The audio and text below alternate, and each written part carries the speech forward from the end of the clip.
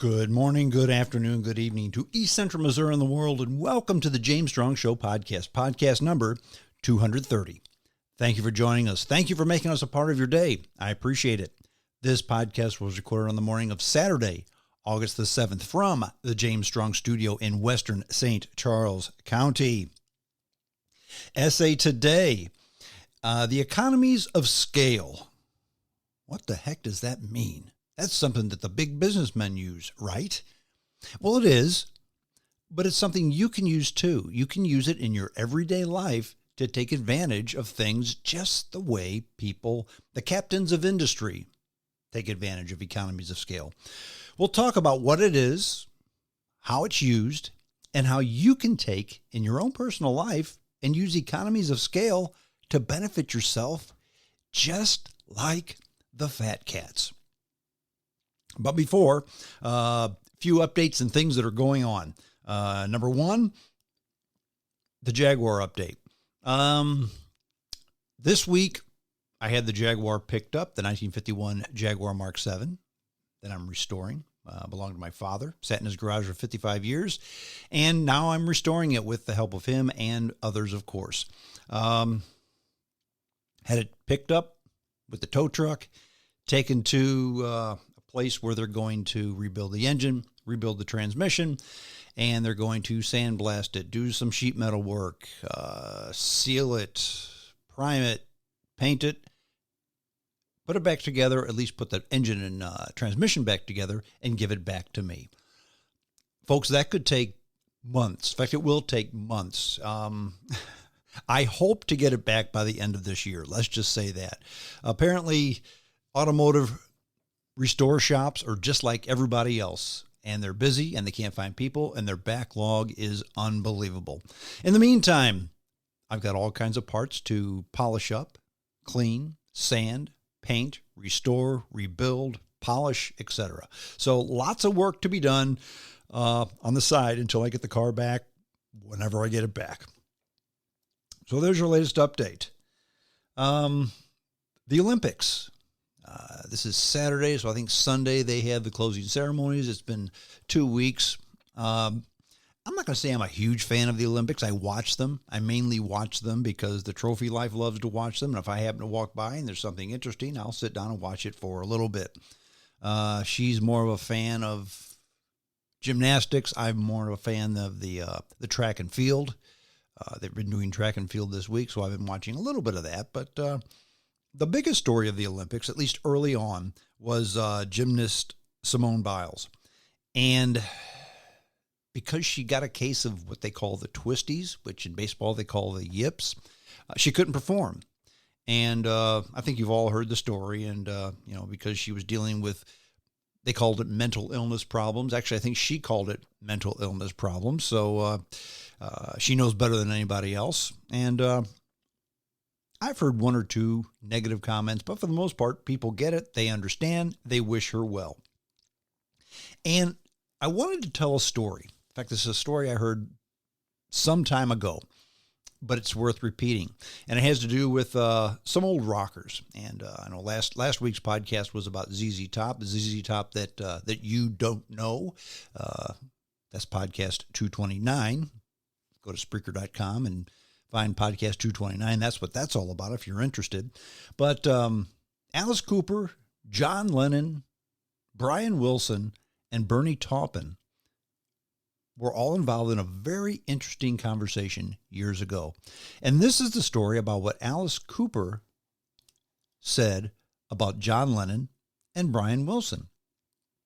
And basically, he said Alice Cooper said that he was sitting backstage. Says, I'm going to read this verbatim. I was sitting backstage after the 1974 Grammys with Bernie Taupin, Elton John's lyricist, and John Lennon. This was when Brian Wilson was really having some mental issues, said Cooper. Now, during the course of the conversation, I kept seeing Brian out of the corner of my eye, just staring at us from different angles. Finally, he came up to the table, bent down, whispered in my ear, and said, "Hey, Alice, introduce me to John Lennon." Now, I couldn't believe that these two men had never met. I mean, they were virtually neck and neck in the 60s as the greatest bands on the planet. The Beatles, and the Beach Boys. And I'm sure that they must have crossed paths at some point. But I thought to myself, well, I'm going to be the one to introduce them and become part of rock history. So I merely said, Brian Wilson, this is John Lennon. John Lennon, this is Brian Wilson. Lennon was very cordial and polite, saying things like, hello, Brian. I always wanted to meet you. I've always admired your work. And Paul and I consider Pet Sounds one of the best albums ever made. Brian thanked him and walked away, at which point Lennon went right back to his conversation, like nothing had happened. About 10 minutes later, Brian Wilson came back to our table again, leaned down, and whispered something to Bernie. And all of a sudden, Bernie was saying, Brian Wilson, this is John Lennon. John Lennon, Brian Wilson. Lennon was just as cordial and polite as the first time, saying essentially the same thing about him, always wanting to meet him, they love Pet Sounds, etc.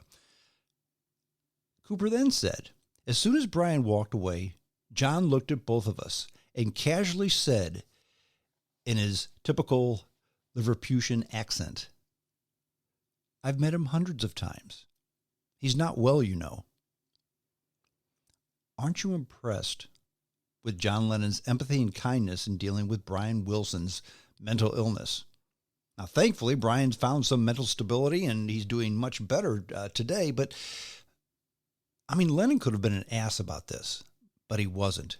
He was a gentleman because he knew that a fellow musician, perhaps just a fellow human being, was having some troubles. And he wanted to be a small part of the solution, not a small part of the problem. I love that story about John Lennon, and I'm glad that Alice Cooper let it be known.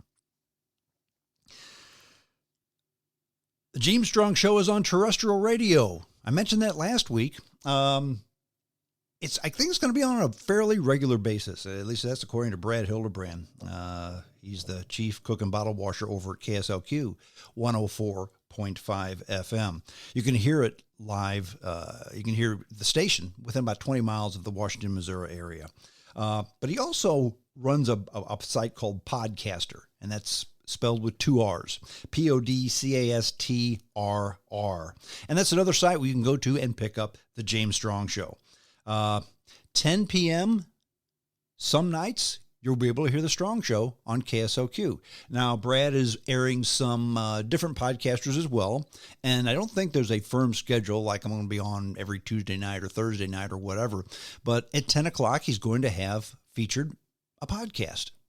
I'm going to be one of them occasionally. So if you're interested in a little bit of different type of talk radio, if you're interested in hearing the Strong Show on a terrestrial podcast or terrestrial station, just like the old days, listen to KSLQ 104.5 FM at 10 o'clock at night, and you hear the Strong Show or another podcast. And thanks to Brad Hildebrand for doing that. A Wall Street Journal story. And this is a COVID-19 thing, but I don't like to talk about that because everybody talks about it. Everybody has their opinion. Once upon a time, it was the two things you don't talk about in a conversation with people is religion and politics. Well, of course, there's three now, and we know what that third one is. But just an interesting article in the Wall Street Journal that I read just this morning. Without exception, every single state with a higher vaccination rate has the lowest COVID-19 infection rates. And every single state that has the highest COVID-19 infection rates has the lowest vaccination rates. Not most of them, not a lot of them, not almost all of them, every last one. Now, you can talk about the science. You can talk about what you want to do or what you don't want to do.